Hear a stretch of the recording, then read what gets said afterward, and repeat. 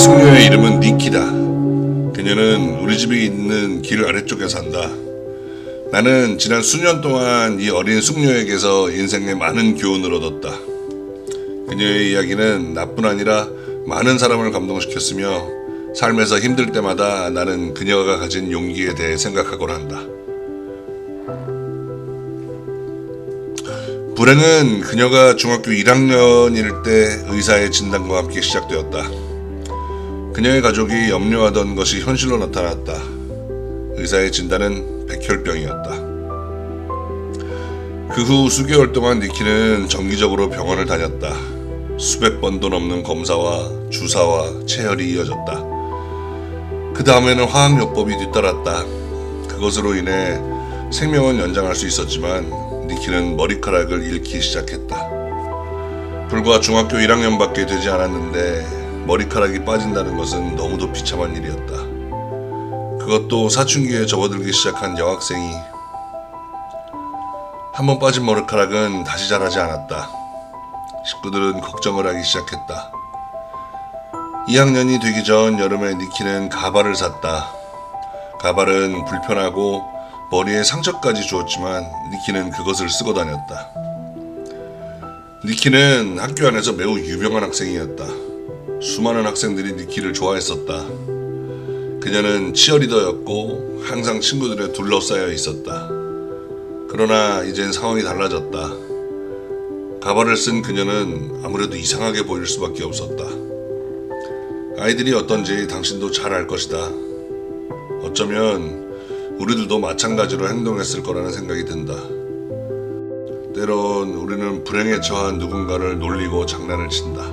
그러면서 묘한 쾌감을 느낀다. 그것이 당사자에게는 말할 수 없이 큰 고통인 줄 알면서도 말이다. 2학년이 되고 나서 처음 2주일 동안 아이들은 뒤에서 10번도 넘게 니키의 가발을 벗기며 장난을 쳤다. 당황한 니키는 몸을 숙여 두려움에 떨면서 가발을 다시 쓰곤 했다. 그리고 눈물을 닦으며 교실로 들어갔다. 아무도 그녀의 편이 되어주지 않는 이유를 니키는 알 수가 없었다. 이런 상황이 보름 동안 고통스럽게 계속된다. 마침내 니키는 더 이상 참을 수 없다고 부모에게 말했다. 부모는 니키에게 말했다. 학교에 가기 싫으면 집에 있거라. 생각해보라. 중학교 2학년인 당신의 딸이 지금 백혈병으로 죽어가고 있다면 3학년으로 진급하는 것이 무슨 의미가 있겠는가? 그 아이에게 조금이라도 행복과 마음의 평화를 주는 것이 오히려 중요한 일이다. 니키는 어느 날 나에게 말했다. 머리가 빠지는 것은 아무것도 아니에요. 그건 참을 수 있어요. 그녀는 심지어 인생이 끝나는 것까지도 자신에게는 중요한 게 아니라고 했다. 그건 역시 난 참을 수 있어요. 하지만 친구를 잃는 것이 어떤 건지 아세요? 내가 복도를 걸어가면 마치 모세가 바다를 가르듯이 아이들이 양쪽으로 갈라진다고 상상해보세요. 내가 다가오고 있다는 그 사실 때문에 말이에요. 또 모두가 좋아하는 피자가 나오는 날 학교 식당으로 들어가면 나 때문에 아이들은 반쯤 먹다 말고 자리를 떠요. 더 이상 배가 고프지 않다고 말해요. 사실은 내가 같은 테이블에 앉으니까 달아나는 것 뿐인데요. 수학 시간에는 아무도 내 옆자리에 앉으려고 하지 않아요. 내가 쓰는 학교 사물함의 왼쪽 오른쪽 칸은 늘 비어 있어요. 가발을 쓴 이상한 여자의 기이한 병을 앓고 있는 애, 그 애와 나란히 사물함을 쓰기 싫다는 이유 때문에 아이들은 다른 애의 사물함에다 책을 포개놓죠. 내 병이 전염성이 있는 것도 아닌데 말이에요. 그런데 내가 가장 필요로 하는 것이 친구라는 사실을 아이들은 모르는 걸까요? 하나님을 믿는다면 영원한 삶이 무엇이라는 걸 알기 때문에 난 죽는 게 두렵진 않아요. 머리카락이 빠지는 것도 아무것도 아니에요. 하지만 친구를 잃는다는 건 정말 견딜 수 없는 일이에요.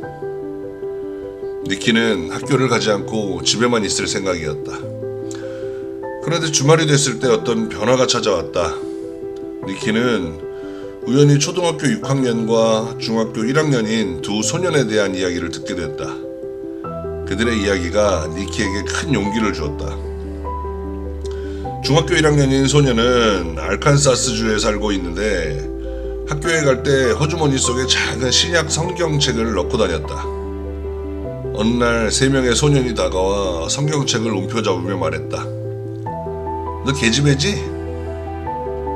종교는 계집애들이나 관심 갖는 거야. 기도는 계집애들이나 하는 거라고. 다시는 이 성경책 학교에 갖고 오지 마라. 그러자 소녀는 그중 가장 덩치가 큰 학생에게 성경책을 건네주며 말했다. 너라면 단 하루도 이 성경책을 들고 학교에 다닐 수 있겠어? 어디 그럴 만한 용기가 있으면 보여줘봐. 니키에게 용기를 준 그 다음 이야기는 오하이오에 사는 초등학교 6학년의 지미 마스터 디노라는 소년이었다. 지미는 캘리포니아주의 공식 표어가 유레카라는 사실을 알게 되었다. 그리고 자신이 사는 오하이오주에는 아무런 공식적인 표어가 없다는 것에 불만을 느꼈다. 그래서 지미는 6단어로 된 삶을 변화시킬 수 있는 문장 하나를 생각해냈다. 그는 그 표어를 시민들에게 보여주며 혼자서 충분한 양의 서명을 받아냈다. 수많은 청원서와 함께 지미는 그것을 주지사에게 제출했다. 그 결과 오늘날 초등학교 6학년 소년의 용기 덕분에 하나님과 함께라면 모든 것이 가능하다라는 공식 표어를 갖게 되었다. 니키는 새로운 용기를 얻었다. 다음 주 월요일 아침 니키는 가발을 머리에 썼다. 그리고 가능한 한 예쁜 옷을 차려입었다. 그녀는 부모에게 말했다. 난 오늘 학교에 갈 거예요. 학교에 가서 할 일이 있어요. 딸의 머릿속에 무슨 생각이 들어있는지 알 길 없는 부모는 걱정이 됐다. 더 나쁜 상황이 일어나지 않을까 두렵기도 했다. 하지만 부모는 아무 말 없이 니키를 학교까지 태워다 주었다. 지난 몇 주일 동안 니키는 차에서 내릴 때마다 엄마와 아빠를 껴안고 키스를 하곤 했었다. 그것은 다른 아이들이 보기에는 흔치 않은 행동이었다. 아이들이 놀려댔지만 니키는 그런 행동을 멈추지 않았었다. 차에서 내리자마자 조용히 뒤돌아서서 말했다. 엄마, 아빠, 내가 오늘 무슨 일을 하려는지 알아맞혀 보세요. 니키의 눈에는 눈물이 어려 있었다. 하지만 그 눈물은 기쁨과 생명의 의지에서 나오는 눈물이었다. 그렇다. 앞으로의 일에 대한 두려움은 있지만 니키에게는 살아갈 이유가 있었다. 부모가 물었다. 왜 그렇게까지 하니 애야? 니키는 말했다. 오늘 난 누가 나의 진정한 친구인지 찾아낼 거예요. 누가 나와 가장 친한 친구인지 꼭 알아낼 거예요. 그렇게 말하고 나서 니키는 가발을 벗어 자동차 뒷좌석에 내려놓았다. 진정한 친구라면 나를 있는 그대로 받아줄 거예요.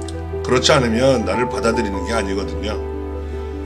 나에게 시간이 얼마 없어요. 죽기 전에 누가 나의 진정한 친구인지 꼭 알아야만 해요. 니키는 학교를 향해 걸어갔다. 2걸음을 걸어간 뒤 니키는 다시 부모를 돌아보며 말했다. 저를 위해 꼭 기도해 주세요. 부모는 말했다. 물론이지 하고 말고. 니키는 600명의 학생들 속으로 당당하게 걸어 들어갔다. 니키의 아버지가 뒤에서 말했다. 그래, 저 애가 바로 내 딸이야. 그날 기적이 일어났다. 니키가 운동장을 지나 교실로 들어가는 동안 아무도 니키를 못살게 굴지 않았던 것이다. 한 명도 진정한 용기를 가진 이 소녀를 놀릴 수가 없었다. 니키는 수많은 사람들에게 자기 자신이 되어야 한다는 단순한 진리를 가르쳤다. 신이 준 자신의 능력을 사용하고 불확실한 삶과 고통과 두려움 속에서도 자신이 옳다고 생각하는 것에 편에 서는 것이야말로 삶을 사는 진정한 길임을 깨우쳐 주었다. 그 후 니키는 고등학교를 졸업했다. 그리고 얼마 후에는 다들 불가능할 것처럼 여겼던 결혼까지 하게 되었다. 니키는 지금 자랑스러운 딸아이의 엄마이며 그 아이의 이름은 내 막내딸과 이름이 같은 에밀리다. 삶에서 불가능하게 생각되는 것이 내 앞에 들이닥쳤을 때 나는 니키를 생각하고 다시금 용기를 얻는다.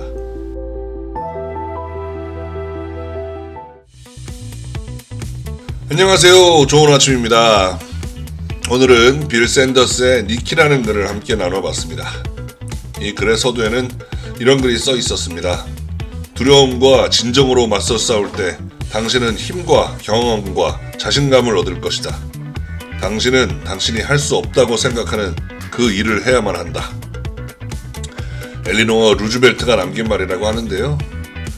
우리가 살면서 두려움과 맞서 싸울 용기를 가져본 적이 있으신가요? 쉽지 않은 일입니다. 그야말로 용기라는 게 필요한 건데 용기를 내기에 저희는 따져야 할 것들이 너무 많죠. 미움을 사면 어떻게 하나, 그러다가 회사를 잘리면 어쩌나, 그럼 우리 집사람은, 우리 애들은, 이런 생각들이 꼬리에 꼬리를 물게 됩니다. 그러다 보니 우리는 그럭저럭 봐도 못 본 척, 못 봐도 아는 척, 또 대세의 흐름대로 그냥 그렇게 살아가게 됩니다.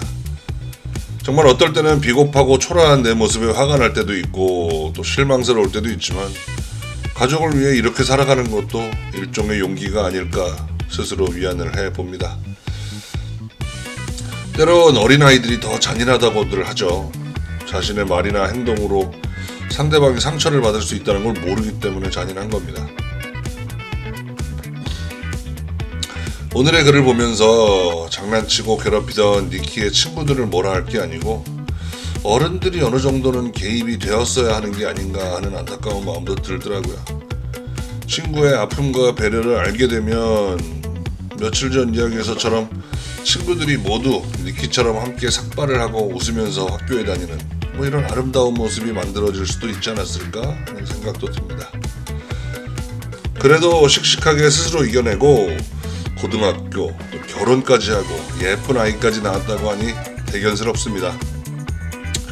우리도 오늘 하루 본의 아니게 누군가에게 상처를 주고 있진 않았나, 나의 말과 행동으로 불편해하는 사람은 없었는가 한 번씩 생각해 볼 수 있는 하루가 되셨으면 좋겠습니다. 오늘은 여기까지입니다. 여러분도 알고 계신 좋은 글이나 개인이 겪은 감동적인 사연 댓글로 남겨주세요. 함께 공유하고 나눌 수 있도록 준비해 보겠습니다. 내일도 더 좋은 글로 찾아뵙도록 하겠습니다. 모두 행복한 하루 되세요.